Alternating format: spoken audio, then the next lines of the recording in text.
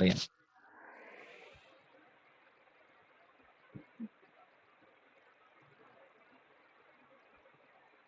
हरि ओम्। प्रियांशु महोदय? नमो नमः। मेरी नमो आवाज नमः। आ रही है? आमां, स्वागतम्। जी, सभी को नमस्ते, नमो नमः। जो यहाँ पे जो मुझसे बड़े लोग हैं, उनको प्रणाम। और रघुवीर सर, आपका बहुत-बहुत धन्यवाद कि आपने मुझे ये अपॉर्चुनिटी दी कि मैं यहाँ आकर के कुछ बोल सकूँ, वक्तव्य अपना रख सकूँ। महोदय ने मेरा परिचय दे दिया है। एक बार कोई कंफर्म कर दीजिए, क्या मेरी आवाज़ आ रही है? स्पष्ट आ रही है? हाँ, आ रही है आपकी आवाज। जी, धन्यवाद। ठीक है, तो हम अपने टॉपिक पे ही आते हैं। मैंने आप लोगों के लिए एक छोटी-सी पीपीटी तैयार की है। 1 मिनट में शेयर कर देती हूँ।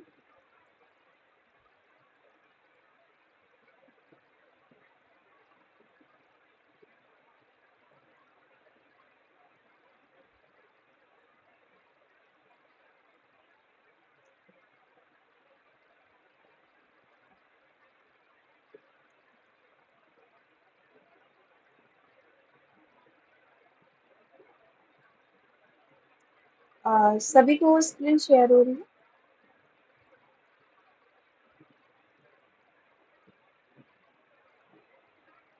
जी, ठीक है।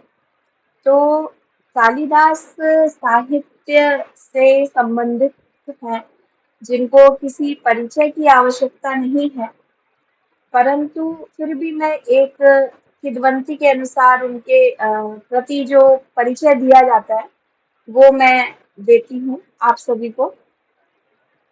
कहा जाता है कि कालिदास शुरुआत में बहुत ही मूर्ख थे।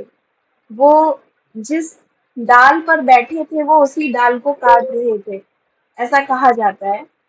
तो विद्योत्मा नाम की एक स्त्री थी, जिससे कुछ विद्वानों ने बदला लेने के लिए या फिर उसे नीचा दिखाने के लिए, मतलब अ, उसे नीचा दिखाने के लिए अ, उसका विवाह कालिदास से कराने का निर्णय लिया, और वो ऐसा करते भी हैं। और जब विद्योत्मा को पता चलता है विवाह पश्चात कि कालिदास उतने विद्वान नहीं है जितना विद्वान उनको बताया गया था, तो इस उस समय वो उन्हें छोड़ करके अपने मायके चली जाती है। उसके बाद जब वो उनके पीछे पीछे आते हैं, तो वो उन्हें धिक्कार देती हैं, जिसके कारण वो वहां से चले जाते हैं और काली की उपासना करते हैं, काली देवी की। और उसके बाद ही उनके पास जब वो दोबारा जाते हैं, तो वहां पर एक वो पंक्ति बोलते हैं, शायद बहुत लोगों को पता भी होगी। कहते हैं कि अनावृत कपाटम द्वारम देहि, है ना? यानी कि देवी, आप कपाट खोलें। तो अंदर से विद्योत्मा को कुछ विशेष दिखता है या विशेष सुनने को प्राप्त होता है, तो वो बदले में कहती हैं कि अस्ति कश्चित वाग विशेषा, मतलब वाणी में कुछ विशेष है। और वो 3 शब्दों को लेकर के ही उन 3 शब्दों का वो 3 ग्रंथ रचना कर देते हैं। कोई बता सकता है अस्थि शब्द से किस ग्रंथ की रचना करते हैं? किसी ने पढ़ा है? कुमार संभव में क्या? अस्थि शब्द से, हाँ, ठीक है। हाँ, कुमार संभव जो उनका महाकाव्य है, हाँ, परस्याम।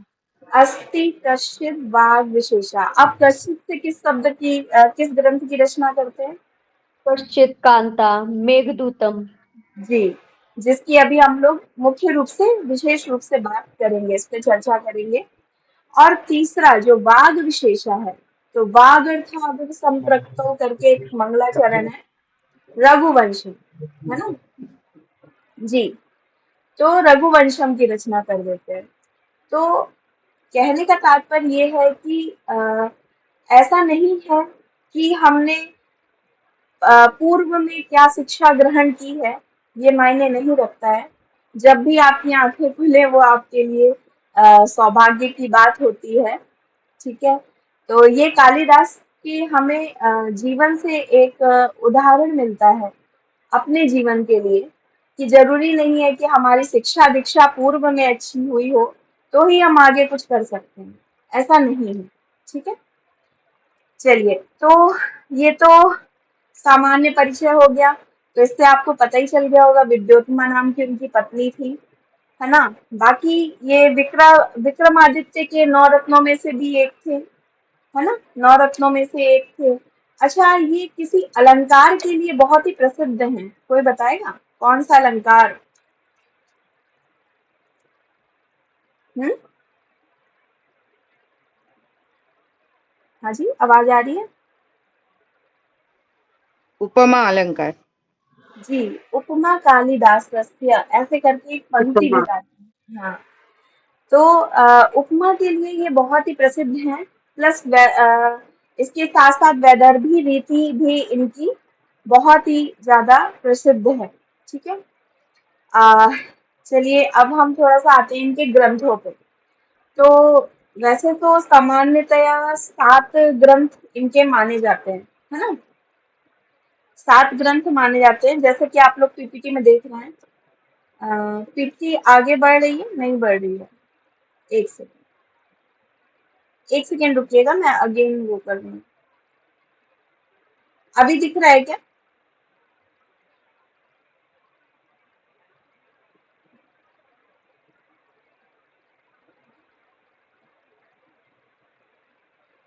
ठीक है, तो वैसे तो कालिदास के, एक मिनट, कुछ इशू हो रहा है टेक्निकल, एक मिनट।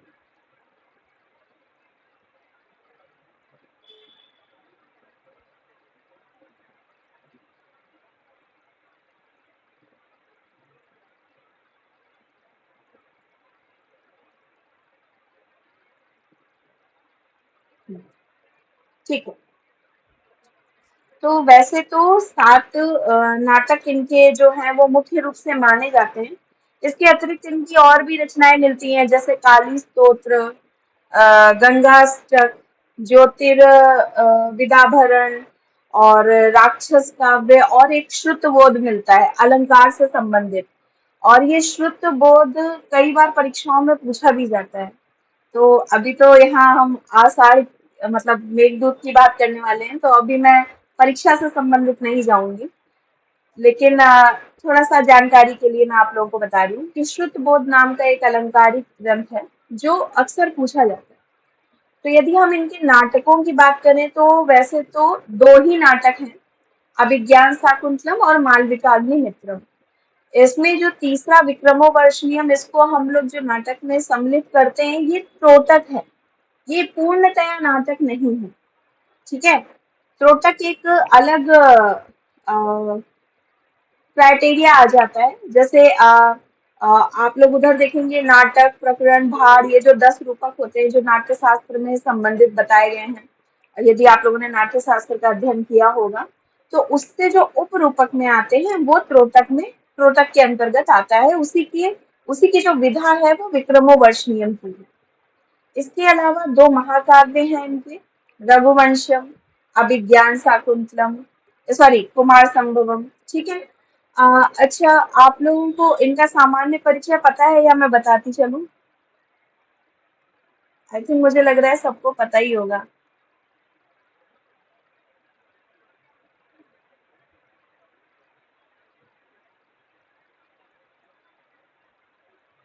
फिर भी बताइए।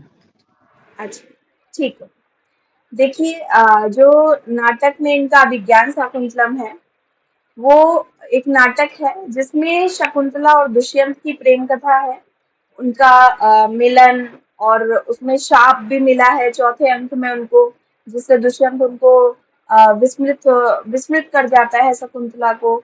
लेकिन कुछ क्षणों बाद वो श्राप जब हटता है तो दोनों का पुनर्मिलन भी हो जाता है। तो ये नाटक है जिसमें 7 अंक हैं, और ये श्रृंगार रस प्रधान है। ठीक है, और इसका यदि आधार ग्रंथ माना जाए तो ये महाभारत के आदि पर्व से लिया गया है।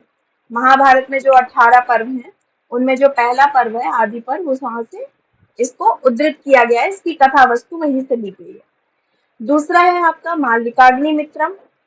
मालविकाग्नि मित्रम जो है वो 5 अंक का नाटक है। इसमें इसमें अग्निमित्र और मालविका की प्रेम गाथा है। ठीक है, प्रेम कहानी है, और ये भी एक नाटक की विधा के अंतर्गत आता है। अच्छा, इसमें आप लोगों का अगर हम लोग जब पढ़ने जाते हैं कालिदास के नाटक, तो सबसे पहले हम अभिज्ञान शाकुंतलम का नाम लेते हैं क्योंकि ये बहुत प्रसिद्ध है। परंतु हम आपको बता दें कि सबसे पहले यदि देखा जाए तो कालिदास ने ऋतु संहार की रचना की थी। ऋतु संहार जो इनका खंड काव्य है, ये जो अभी आगे आने वाला है, इसकी रचना की थी इन्होंने। तो कभी भी आप लोग अगर जैसे परीक्षा में बैठते हैं या फिर कुछ भी है तो अभिज्ञान शाकुंतलम को टिक करके मत आइएगा। ऋतु संहार, फिर कुमार संभवम, फिर मालविकाग्नि मित्रम, फिर उसके बाद विक्रमो वर्षनियम, फिर मेघदूतम, फिर रघुवंशम, और अंत में अभिज्ञान शाकुंतलम की इन्होंने रचना की थी। ये कालक्रम भी कभी कभी कई बार कई लोगों को नहीं पता होता है, तो इसकी भी जानकारी हमें होनी चाहिए। फिर आते हैं रघुवंशम। रघुवंशम शब्द से ही पता चल रहा है कि रघु के वंशों का इसमें वर्णन है। इसमें 31 राजाओं की वंशावली है और 19 सर्गों में विभाजित है। ठीक है, ये एक महाकाव्य है। कुमार संभवम। कुमार संभवम की यदि हम बात करें तो इसमें शिव जी का ही शिव और पार्वती के विवाह का है और उनके जन्म का सुंदर अलौकिक वर्णन किया गया है। ठीक है, और इसमें 17 सर्ग हैं। अब हम आते हैं अपने खंड काव्यों पे। तो खंड काव्यों में आपका मेघदूत है और ऋतु संहार है। तो ऋतु संहार जैसे कि आप लोगों को पता ही है, ऋतुएं कितनी होती हैं, मतलब यदि आप लोगों ने सामान्य जानते होंगे, 6 है ना। किसी बच्चे ने जवाब दिया। तो 6 ऋतुएं होती है, तो उन्हीं के आधार पे इनको 6 ऋतुओं में विभाजित किया गया है ऋतु संहार को। और इसमें 6 ऋतुओं का वर्णन सुंदर और अलौकिक ढंग से किया गया है। इसके अलावा मेघदूत, ठीक है, जैसा कि महोदय ने बताया, रामदासी सर ने, कि आषाढ़स्य प्रथम दिवसे, है ना। तो इसमें मेघदूत का इतना महत्व क्यों है? क्योंकि मेघदूत में जो यक्ष है उसको भी श्राप मिला था। ठीक है, उसको श्राप मिला था, किससे मिला था? कुबेर से। आप लोगों को इसकी कथा पता है क्या, मेघदूत की? नहीं?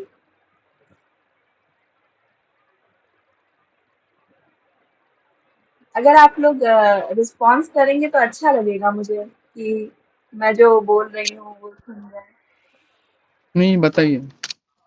हाँ, तो मेघदूत में मैं आप लोगों को एक किद्वंती के अनुसार बताती हूँ।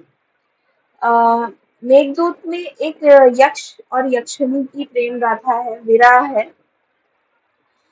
यक्ष कुबेर के लिए प्रातः काल पुष्प तोड़ के लाता था पूजा के लिए, परंतु एक दिन कुछ ऐसा कार्य आ जाता है या अपनी यक्षिणी के कारण वो विलंब में हो जाता है, तो पुष्प नहीं ला पाता है, जिसके कारण कुबेर क्रोधित होकर के उन्हें श्राप दे देते हैं। 1 वर्ष का श्राप दे देते हैं कि तुम्हें यहाँ अलकापुरी से दूर निवास करना होगा, ऐसा श्राप दे देते हैं। ठीक है, तो जब उनको श्राप मिल जाता है तो उन्हें अपनी यक्षिणी से यानी अपनी पत्नी से उन्हें दूर जाना पड़ता है। और जब वो दूर जाते हैं तो वो रामगिरी पर्वत पे निवास करते हैं। ठीक है, आप लोगों ने मेघदूत के मंगलाचरण में भी पढ़ा होगा, राम गिर्याश्रमेशु, ऐसा शब्द आया है, वहां पर आया है ना। मंगलाचरण में। अभी हम लोग आगे मंगलाचरण भी देखेंगे इसका। तो वहां पे जब वो रामगिरी पर्वत पे निवास करते हैं, अकेले होते हैं, विरह में होते हैं, तो उनके आसपास भी ऐसी कोई वस्तुएं नहीं होती हैं जिनको वो दूत बना के भेज सके। तो जो अचेतन अचेतन मेघ है, मेघ जानते हैं ना आप लोग, बादल, है ना। तो अचेतन मेघ जो है उसको दूत बना करके वो अलकापुरी भेजने का प्रयास करते हैं। उसी की जो विरह कथा है वो मेघदूत में दी गई है। मेघदूत में 115 पद्य हैं और कहा जाता है 120 अलंकारों का इसमें प्रयोग किया गया है। एक बार देखना पड़ेगा, मुझे कंफर्म नहीं है, लेकिन शायद इसमें 120 अलंकारों का प्रयोग किया गया है और मंदाक्रांता छंद का भी प्रयोग किया गया है। ठीक है। इसके साथ साथ इसको दो भागों में विभाजित किया गया है। जैसे अ, बाकी सब चीजों का विभाजन अंक में, किसी का ऋतुओं में, किसी का सर्ग में हुआ है, उसी तरीके से मेघदूत का दो खंडों में हुआ है, पूर्व में और उत्तर में। तो जो पूर्व मेघ है वहां पर यक्ष जो है वो बादल को रामगिरी से अलकापुरी तक के रास्ते का विवरण देता है कि मतलब तुम जाओगे तो रास्ते में ये पड़ेगा, यहाँ ये वेत्रवती नदी पड़ेगी, वहां से जल ले लेना इत्यादि वगैरह। मतलब वो जैसा उसके मन में विचार आता है वो कहता है। इसके अलावा उत्तर मेघ में यदि हम बात करें तो यहाँ पर एक यक्ष का जो विरह दग्ध संदेश है, मतलब जो भी वो संदेश देता है मेघ को, उसी को कालिदास ने उसी प्रेमी के हृदय को कालिदास ने समझकर उसको एक व्यक्ति व्यंजक रूप में रचना में उत्तर मेघ में प्रस्तुत किया है। ठीक है तो वो स्टोरी मतलब कहानी जो है वो यक्ष की ही है, परंतु उसको जो प्रस्तुत किया है वो कालिदास ने अपने कहा जाता है कि उन्होंने अपनी विरह गाथा समझ करके उसे प्रस्तुत किया। ठीक है। और उसी को मान करके नागार्जुन ने भी कुछ लिखा है, वो मैंने अभी आगे पीपीटी में डाला है तो उसमें देखेंगे। तो ये एक सामान्य सा परिचय था इनके सातों रचनाओं का। क्या आप लोगों को समझ में आया? मतलब मैं ज्यादा फास्ट तो नहीं बोल रही हूँ?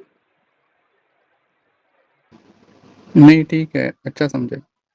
जी। सिर्फ अमित जी ही बोल रहे हैं, बाकी और कोई नहीं। आया समझ में महादया? जी समझ में आया महादया? जी, धन्यवाद। ठीक है, तो अब हम आगे चलते हैं। ये मंगल श्लोक है।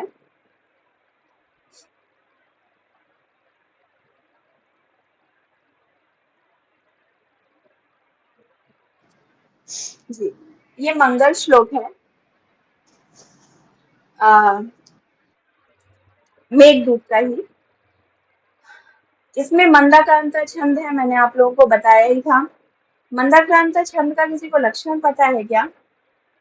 चलिए मैं ही बता देती हूँ। ठीक है। इसको अच्छा सस्वर पाठ करूं कि ऐसे ही पाठ कर दूं? आप लोग कैसा चाहते हैं? हाँ जी, सस्वर चलिए। पाठ कीजिए। सस्वर कीजिएगा जी सस्वर जी कीजिए। तो छंद मालूम पड़ेगा। जी, ठीक है। तो इसका पाठ इस प्रकार होगा। कश्चित् कान्ता विरह गुरुणा स्वाधिकारात् प्रमत्तः शापेनास्तङ्गमितमहिमा वर्षभोगेन भरतुः यच्छश्चक्रे जनकतनया स्नानपुण्योदकेषु स्निग्धः छायातरसु वसतिं रामगिर्याश्रमेषु। ठीक है, ये मंगल श्लोक है। कश्चित् कांता मतलब किसी की कांता, कांता किसको कहते हैं? पत्नी, है ना? तो विरह गुरुणा, ठीक है, कांता मतलब पत्नी के विरह में, गुरुणा स्वाधिकारात् प्रमत्तः, ठीक है, गुरु के आदेश को पा करके शापे नास्तंग मित महिमा वर्ष भोगेन भरतु, यानी कि शाप पाकर और उनका वर्ष, जो उन्होंने 1 वर्ष का उन्हें क्या दिया था, श्राप दिया था ना कि तुम दिया था। राम, हाँ, कि तुम अलकापुरी से दूर निवास करोगे, उसका आदेश का पालन करके यक्षस चक्रे जनक तनया स्नान पुण्योदकेषु, जानकी, जानकी आप लोग जानते हैं किसको कहते हैं? सीता माता को, है ना? तो सीता माता द्वारा जो स्नान किए हुए पुण्य यानी कि पवित्र जल, उसके पास रामगिरियाश्रमेशु, वहां पर रामगिरी पर्वत जो है वहां पर वसतिल, वास करता है। कौन? यक्ष, ठीक है। तो ऐसा इस मंगल श्लोक में बताते हैं। वैसे ये पुस्तक बहुत अच्छी है। अगर आप लोग सस्वर पाठ करके इसको पढ़ेंगे तो मुझे लगता है कि आप लोगों को बहुत अच्छा लगेगा। मेरे पास यहाँ पे पुस्तक नहीं थी, मैं अभी जहाँ पर रहती हूँ मैं वहाँ पे नहीं हूँ, तो मैंने बस इसको एक मंगल श्लोक निकाल करके आप लोगों को बताने का प्रयास किया है। बाकी जो अभी हम उत्तर मेघ की बात कर रहे थे, उत्तर मेघ में जैसा कि हम कह रहे थे कि कालिदास ने यक्ष के विरह को स्वयं का विरह यानी कि अपना विरह समझ करके जो आत्मपरक रूप में रचना जो प्रस्तुत की है, उसको देखकर नागार्जुन एक जो हिंदी कवि हैं, हिंदी साहित्य के कवि हैं, उन्होंने ये लिखा है। शायद आप लोगों ने पढ़ा भी हो। इसको भी मैं थोड़ा सा पढ़ करके आप लोगों को बता देती हूँ। इसका कुछ इस प्रकार है।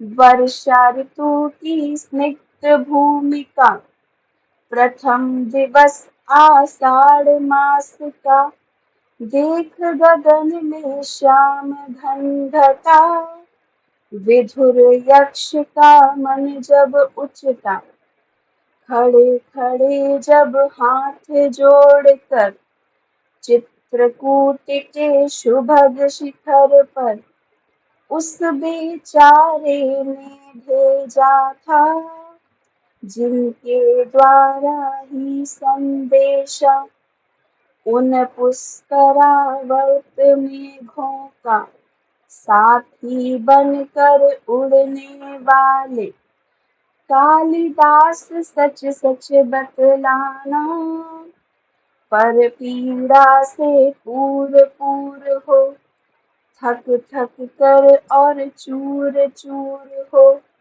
अमल धवल गिर के शिखरों पर, प्रियवर तुम कब तक सोए थे, रोया यक्ष या तुम रोए थे, कालिदास ओ सच सच बतलाना। ठीक है, ये नागार्जुन ने बहुत ही सुंदर कविता प्रस्तुत की है। मेघदूत को पढ़ करके कालिदास के उन्होंने मतलब ऐसा प्रस्तुत किया है कि यक्ष रोया था या तुम रोए थे, मतलब उन्होंने उनकी विरह देख करके ऐसा आत्मसात किया है।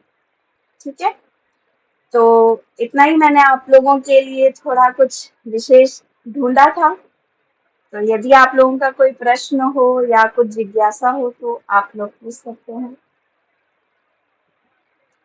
और एक और चीज मैं बताना चाहती हूँ, जब वो मेघ को संदेश भेज रहे थे तो वो आषाढ़ का प्रथम दिवस ही था, इसीलिए आज के दिन की महत्वता है। और मेघदूत एक प्रसिद्ध काव्य भी माना गया है आषाढ़, इसीलिए मतलब इस कारण से मेघदूत को प्रसिद्धि प्राप्त हुई।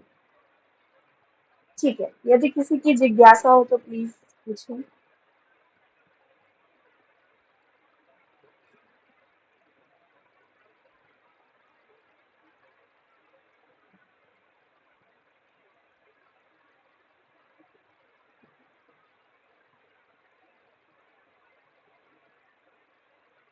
आवाज आ रही है मेरी?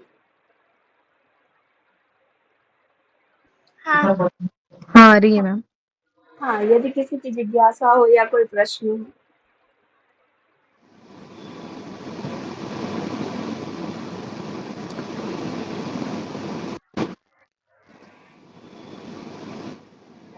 मैम मैंने जी, जी, बताइए। अ, इसी स्लाइड पे प्रश्न पूछना है क्या? नहीं, नहीं, किसी पे भी आप पूछ सकते हैं, जिस पे मन हो हाँ। आपका। कवि कालिदास कौन से इरा में थे और उनका ये साहित्य कैसे जतन हुआ अब तक, उसके बारे में आप थोड़ा सा बताए तो। ईरा में थे मतलब शताब्दी आप पूछ रहे हैं, उनका हाँ, जन्म पूछ रहे शताब्दी। यस। हैं। हाँ, ये ईशा पूर्व यानी कि ईसा मसीह के पूर्व जो है वो प्रथम शताब्दी के इनको माना जाता है। और बाकी किस तरीके से वो पूर्व में थे और पश्चात में कैसे बने वो तो मैंने स्टोरी स्टार्टिंग में ही बताई थी। ठीक। जी। धन्यवाद। और किसी का कोई प्रश्न? मैडम, रघुवंशम के बारे में पूछना था। जी। सॉरी, मेघदूतम के बारे में कि हाँ, हाँ। आपने जो कोई भी अभी हम लोग तो संस्कृत का पुस्तक वैसे तो उतना समझेगा नहीं, जी। तो मराठी में या हिंदी में कौन सी बुक है जो अनुवादित होगी, तो कौन सी अनुवादित पुस्तक है जो पढ़ सके। और छंद की बात करें तो छंद छंद के माध्यम से कैसे मालूम पड़ जाएगा कि कौन सा छंद कौन से इसमें लगा है। जी, छंदों का एक तरीका होता है। मतलब हर एक छंद की वर्णों की संख्या होती है। जैसे मान लीजिए श्रगधरा छंद है तो उसका 21 वर्ण होते हैं। तो वो एक गिनने की कला होती है। उसे बताने के लिए बहुत समय लग जाएगा। नहीं, पर वो हाँ। समझा मुझे। लाइक जी। अभी आप भगवत गीता की बात करेंगे या कोई जी। तो उसमें अनुष्टुप छंद है, या जी। जी। फिर तो उसमें अनुष्टुप सम छंद है भगवद गीता में। छंद है, जी। मेजोरिटी वो उसमें ही है। या राम जी। रक्षा में भी अनुष्टुप छंद में ही लिखा है। जी। जी। जी। तो अ, तो वही पुस्तक के माध्यम से कैसे मालूम पड़ेगा? आपको कुछ मालूम है कोई पुस्तक, या फिर ये अभी अनुवादित हिंदी में रहेगा? आपको मराठी ये में पुस्तक चाहिए? मराठी में भी बता सकते हैं या हिंदी में भी बता सकते हैं। हिंदी में। ठीक है, हिंदी में मैं आपको अच्छे राइटर की सर्च करके बता दूंगी। और हम्म, मराठी में यदि आपको जानना है तो फिर आप रघुवीर सर से संपर्क कीजिए, सर से क्योंकि बात की, हाँ सर। मराठी में मुझे उतनी नॉलेज नहीं है। तो ठीक है, हिंदी का मैं बता सकती हूँ आपको, मैं आपको सर्च करके बता दूंगी। मैं ठीक है। कक्षा और के बाद उनको भेज दूंगी, वो आपको भेज देंगे। चलेगा, और छंदा का भी कुछ रहेगा तो वो भी बता देना, क्योंकि मैंने जी, बहुत एक ढूंढा तो। छंदो मंजरी नाम की पुस्तक आती है। हम्म, यदि आप उसको भी लेकर के थोड़ा सा अध्ययन करेंगे तो हो जाता है। मैंने ढूंढा बहुत लेकिन मिला नहीं। मेरी अच्छा, जिज्ञासा है छंदो उसको मंजरी पुस्तक नहीं मिली? नहीं नहीं, छंदों के बारे में मिला ओके। नहीं। अभी आपने बताया तो मैं ढूंढ लूंगा। जी, जी, जी। छंदो मंजरी नाम की एक पुस्तक है, आपको ऑनलाइन भी मिल जाएगी। ठीक है, ठीक। और किसी का कोई प्रश्न?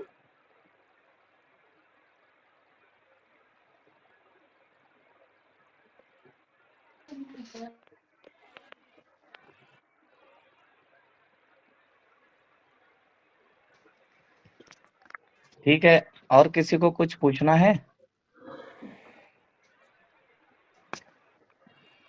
अभी ये जो आपने नागार्जुन की जो कविता जी। मेघदूतम के बारे में बताई, तो उनका भी पूरा मेघदूतम के ऊपर पूरा ये है क्या? कैसे है, या उन्होंने उतना ही लिखा है? नहीं, नहीं, उन्होंने सिर्फ कविता लिखी है एक छोटी-सी मेघदूत पर, अच्छा, कि वो यक्ष की कथा है, विरह है या आपकी कालिदास आपकी है, ऐसा करके अच्छा। उन्होंने कुछ अपने मन पर कुछ लिखा है ऐसे। नहीं, कविता अच्छी थी इसलिए मैंने पूछा। जी। आपको कुमार विश्वास की आवाज में यूट्यूब पे मिल जाएगी ये कथा। ये अच्छा, पीपीटी मैं ओके। आप लोगों को सेंड कर दूंगी।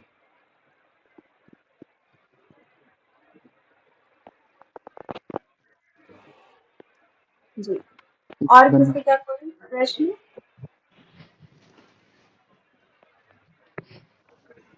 ठीक है। तो प्रियांशु जी बहुत ठीक तरह से हम ये स्लाइड प्रेजेंटेशन से ये जो नाटक है उसमें भी विक्रमोर वशी अमिय त्रोटक है और महाकाव्य में रघुवंश और कुमार संभव का एक परिचय इस दिन के निमित्त हमारे सभी जो यहाँ अभ्यासक उपस्थित हैं उन सभी लोगों को हुआ। मैं तो ऐसा सोचता हूँ कि चलो आज का दिन हमारे मराठी भाषा में संत ज्ञानेश्वर कहते हैं कि देवाची द्वारी उभा क्षण भरी तेणे मुक्तिचारी साधी येले। नाम भगवान के द्वार पर हम अगर एक क्षण भर भी खड़े रहते हैं तो चार ही मुक्तियां यानी धर्म अर्थ काम मोक्ष ये सभी प्राप्त हो जाता है, ऐसे संत ज्ञानेश्वर जी हमारे महाराष्ट्र में कहते हैं। तो मुझे तो ऐसा लगता है कि आज ये साहित्य की एक जो गंगा धारा है, संस्कृत साहित्य की जो रामायण महाभारत से लेकर आज तक आई हुई है, तो इस गंगा धारा का कुछ अंश आज इस कुछ क्षणों में हमने जरूर पाया है। क्योंकि ऐसा कहा जाता है कि भोजन में तो षड्रस रहते हैं लेकिन साहित्य में नवरस रहते हैं। जी। तो आपके इस परिचय के माध्यम से जरूर हमारे सभी अभ्यासक इन महाकाव्यों का और नाटकों का अध्ययन करेंगे। अभी बहुत सारे बच्चे यहाँ इतने अच्छी तरह से आपको प्रतिसाद दे रहे थे। मुझे तो ऐसा लग रहा था कि चलो एक अच्छी कक्षा चल रही है और 1 घंटा भर चल जाए तो हमारे सभी छात्र डायरेक्टली प्रथम पुष्प, द्वितीय पुष्प छोड़ के स्तर 1, 2 छोड़ के नेट परीक्षा दे देंगे, है ना? इतना अच्छा लग रहा था मुझे। बहुत-बहुत आनंद हुआ, एक हर्ष हुआ कि एक साहित्य के वातावरण में हम सभी लोग कुछ क्षण आपके साथ थे और आपने भी अपने व्यस्त कार्यक्रम से ये जो केंद्र का निमंत्रण था, ये अपने मनःपूर्वक, हृदयतापूर्वक आपने स्वीकार किया और आपका मार्गदर्शन इस साहित्य के बारे में हमें मिला। केंद्र के तरफ से हम बहुत-बहुत आभारी हैं, धन्यवाद देते हैं और इतना ही नहीं तो हम आने वाले कुछ जो हमारा समय है कार्य का केंद्र के, तो कुछ कार्यक्रम हमारे ऐसे रहते हैं कि उस कार्यक्रम में भी आप ज़रूर आइए। मुझे ज़रूर पता है कि आपके इस व्यस्त समय में आप जितना हो सके उतना समय हमें आपने दिया है, लेकिन और भी समय हमें चाहिए, ये मनोकामना हम सभी लोग, हम सभी अभ्यासक रखते हैं और आपको भी हम बहुत-बहुत शुभकामनाएँ इस दिन के पर्व पर, अवसर पर हम देते हैं। और आपके पूरे परिवार को भी हम शुभकामना देते हैं और सभी अभ्यासकों को कालिदास दिन पर्व की हार्दिक शुभकामना प्रदान करते हुए शांति मंत्र से आज के कार्यक्रम का समापन करते हैं। सर एक बात कहनी तो थी। जी, जी। अ, वैसे तो देखा जाएगा तो अपना ये जो कार्यक्रम था जल्दी खत्म हुआ। हाँ। मुझे लगा कि ज़्यादा, और मैडम ने भी बहुत अच्छी तरीके से समझाया। हाँ, जो कविता भी अच्छी तरीके से गाकर बताई छंदों में, जो भी जी। है।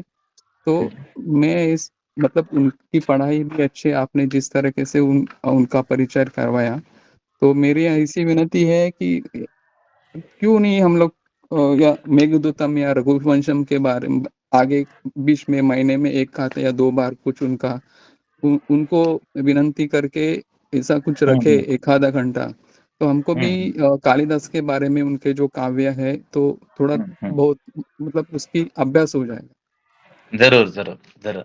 ये साहित्य विषय ही ऐसा है, काव्य विषय ही ऐसा है, मनुष्य सुनता है, इतना सुनता है कि उसमें इतना घुल-मिल जाता है कि मराठी में संत तुकाराम जी कहते हैं, "न लगे मुक्ति संपदा, संत संग देई सदा।" नाम ये हमारे वारकरी संप्रदाय के काव्य संप्रदाय में इतने मिल गए, इतने घुल गए कि वो कहते हैं कि मोक्ष जो कल्पना है वो नहीं चाहिए मुझे। मुझे फिर से बार-बार जन्म दिए और ये साहित्य का जो रस है, वो हमें चखने के लिए और कई सारे जन्म चाहिए। ये यही अमित जी अभी कह रहे थे, तो ज़रूर हाँ ही सर। आने वाले कुछ काल में हम ज़रूर कुछ करेंगे। प्रियांशु जी हमारे साथ है और हम मिलके ज़रूर इस विषय को लेकर आगे चलेंगे। तो पुनः एक बार मैं उनका धन्यवाद प्रदान करते हुए मैं आप सभी धन्यवाद। लोगों को भी धन्यवाद प्रदान करता हूं कि आप सभी लोग यहाँ इस कार्यक्रम में केंद्र के ओर से मैं ऋणता और धन्यवाद प्रदर्शित करता हूं और शांति मंत्र के लिए हम सब तैयार होते हैं। सर्वेत्र सुखिनः सन्तु, सर्वे सन्तु निरामयाः, सर्वे भद्राणि पश्यन्तु, मा कश्चित् दुःखमाप्नुयात्। ॐ शान्तिः शान्तिः शान्तिः। नमो नमः। शुभरात्रिः। शुभरात्रि महोदय। शुभरात्रि। शुभरात्रि शुभरात्रि शुभरात्रि। महोदय। धन्यवाद। शुभरात्रि। धन्यवादः। धन्यवादः। धन्यवाद।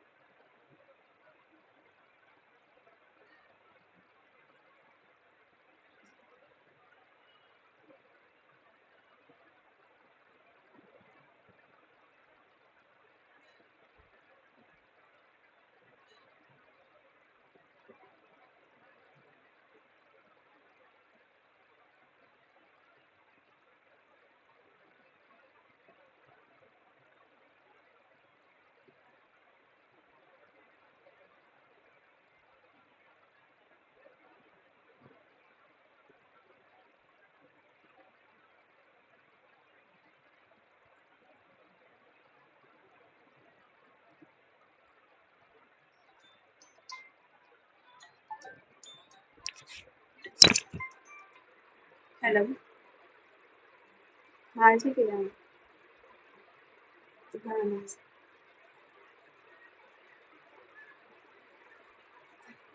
अरे भैया समय नहीं था ना, बड़ी मुश्किल से तो मैंने इतना ही बिताया। हाँ भैया।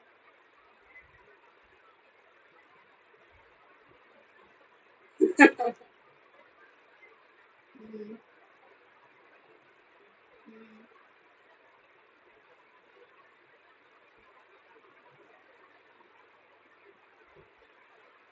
हम्म, हम्म। भैया ठीक था ना?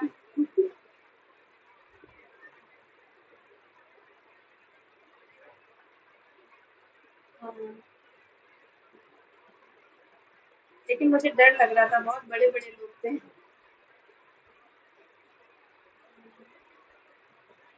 मतलब ठीक था ना, जितना समझाया है बहुत सरल भाषा में समझाया मैंने।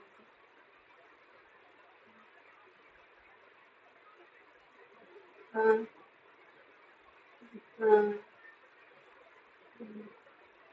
समय होता तो और पीपीटी बड़ी बनाती मैं, लेकिन समय ही नहीं था। अब जान ही रहे गृहस्थ जीवन।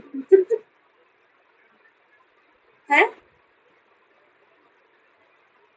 कौन बोले मैम से? नहीं भैया, मैं अभी करूँगी उनको। क्योंकि मेरे तो कुछ इशू है तो वो देखती हूँ क्या होता है। हम्म, हाँ भैया।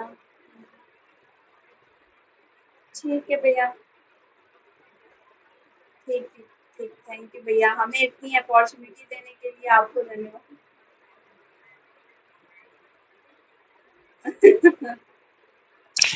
ठीक है भैया। ठीक है, शुभ रात्रि।